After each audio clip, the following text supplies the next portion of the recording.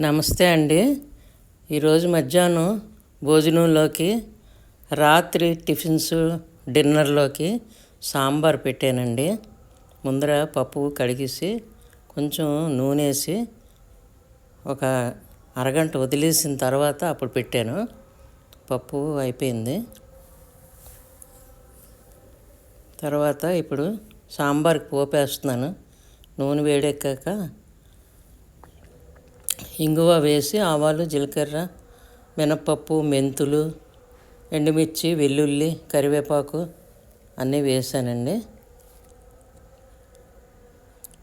పసుపు. ఇప్పుడు ముల్లంగి వేస్తున్నాను. తర్వాత ఆనపకాయ ముక్కలు వేసాను. ఉల్లిపాయలు వేసాను. అవి బాగా మగ్గిన తర్వాత బెండకాయ, పచ్చిమిర్చి, టమాటా అవి వేసానండి. పప్పు బాగా మెదిపేసాను గరిటెతోటి. ఇప్పుడు బెండకాయ, పచ్చిమిర్చి, టమాటా వేసాను.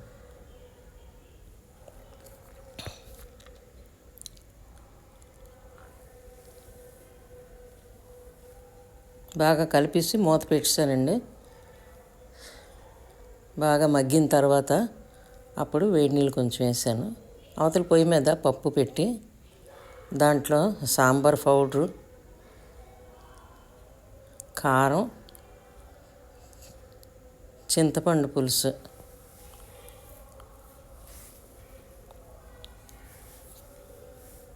వేసాను. కొద్దిగా టైం కలిసి వస్తుంది కదండి. అది అక్కడ బాగా వేడెక్కాక ఈలోగా ముక్కలు కూడా మగ్గిపోతాయి.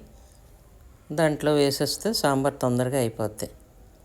వేడి నీళ్ళు వేసానండి.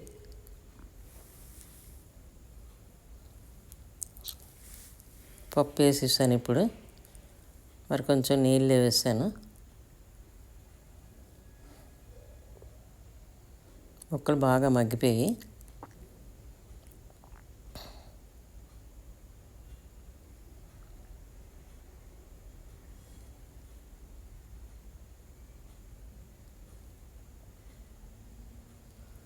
కొత్తిమీర కూడా తుంచేసి వేసేసాను.